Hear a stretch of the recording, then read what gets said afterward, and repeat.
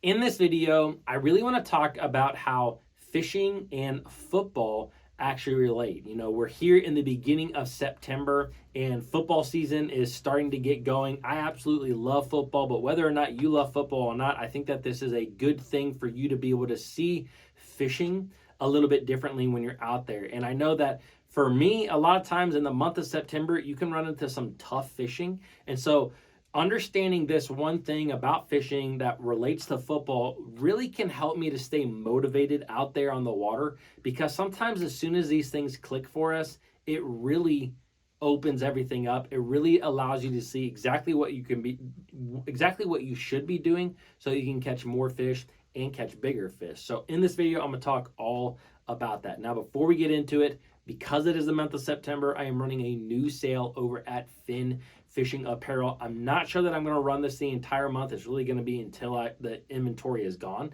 But right now, I'm kind of doing a package deal. If you buy a USA made sun shirt, the most popular product that I have, you can actually get a duck hat, a waterproof duck hat for 10 extra bucks.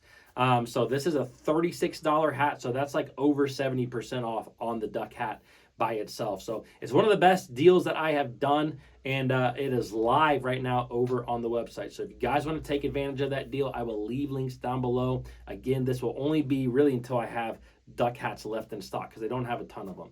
Anyways, thank you guys for shopping at Finn Fishing. I greatly appreciate it.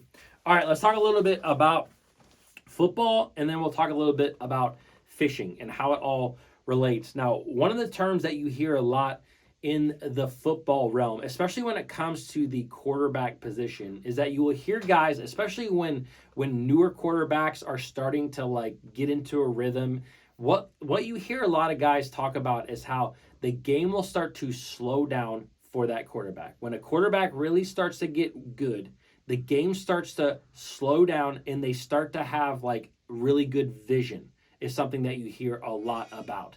And I know that for me, when it comes to bass fishing, specifically when I'm going out there and it's a tough day of fishing, it seems like everything that I do is wrong for a time being, and then all of a sudden it will click. And I don't know if you guys have ever noticed this, but I know that I have noticed this a lot.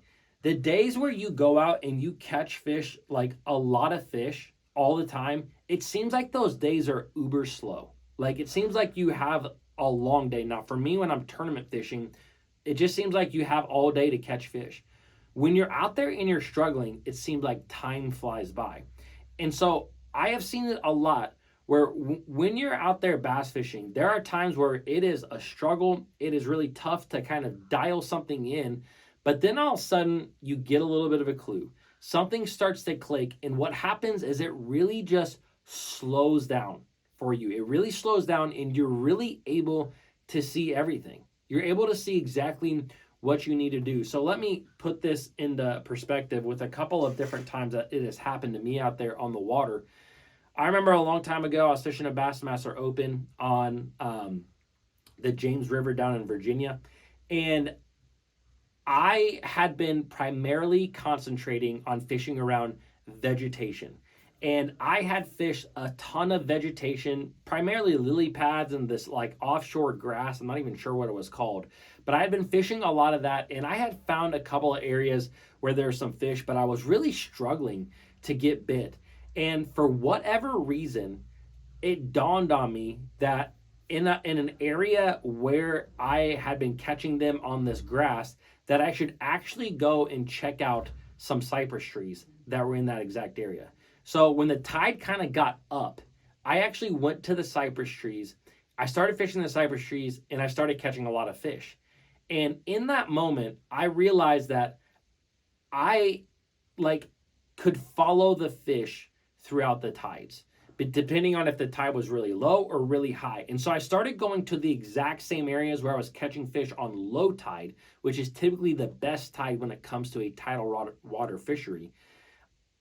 In those same areas where I was catching them on the grass, if I just simply moved up to the cypress trees when that water started getting to a certain level, I would immediately start catching fish. And like a quarterback, the field just opened up for me.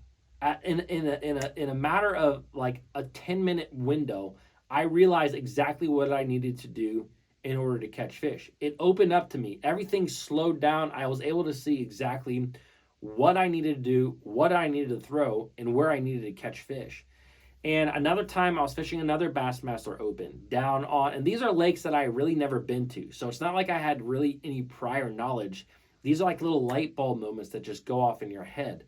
But I was fishing down in South Carolina on Lake Hartwell, and I had been catching fish, but I wasn't catching a lot of what I would consider big fish. Like I was catching a lot of fish where I'm like, man, it's going to be a stretch for me to do well in this tournament. But I remember during this one day, I was primarily fishing offshore brush piles with the topwater bait. And I remember looking at a map, and there was a main point. I had been focusing on a lot of points and a lot of humps, and I went to this main point and I caught a fish, and I just kind of continued to fish around. And then there was this like really subtle point, a very, very teeny tiny subtle point.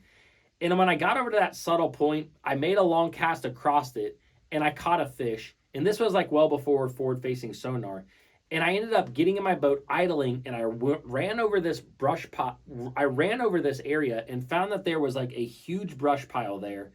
And it wasn't necessarily bigger than any of the other brush piles that I had found on the main point, but there was so many more bass on this one brush pile than any other of the ones that I had found. Now, at first, I thought, man, I just found a magical brush pile. But what ended up happening is when I started to look at the map, I realized that this was really just in an area that was not the best from a map. Like if you looked at it from the standpoint of your topographical mapping, it wasn't like a point that you would look at and be like, fish are right there. It was on a very subtle point. So when I realized that, I started to idle very subtle points off of islands and just any point that I could find, even a really subtle hump, sorry.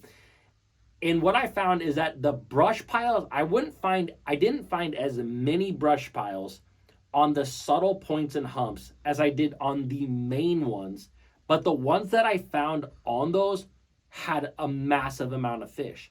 And so the big thing that I realized in the literal blink of an eye was that this is a pressure thing. Everybody's looking at a map. They're looking at these same points. They're finding the same brush piles. And yes, you might be able to catch some of those fish, but it just seems like the biggest of the big fish were not in those brush piles.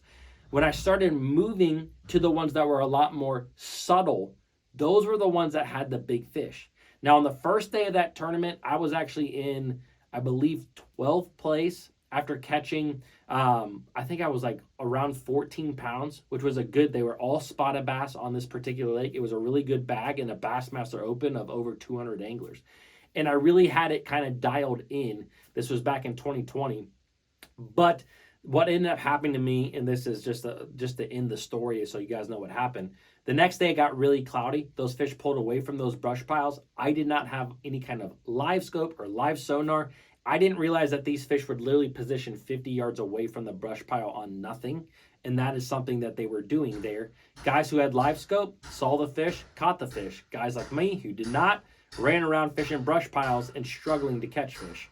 That's a long story short. The big thing there is that once I kind of saw that the subtle hunts were holding these brush piles, it opened up the door for me. So there have been a lot of things like this when you're out there on the water where all of a sudden you just see it. And for me as a bass fisherman, you know, like the biggest thing that I always want to do is go out and catch fish and go out and catch a lot of fish and go out and catch big fish. And sometimes it may take you 2 hours, 3 hours, 4 hours. It may take you a whole day. But sometimes once you see it, it opens up the field for you. Everything, it's like it goes in slow motion. You know exactly where to go and what to throw. And when that happens, you can go from going 8 hours of catching a few fish to catching a lot of fish over the course of an hour. And so let it be motivation for you in this month of September with it being very bad fishing at times. And guys, I hope you enjoyed this one. I will see you guys in the next one.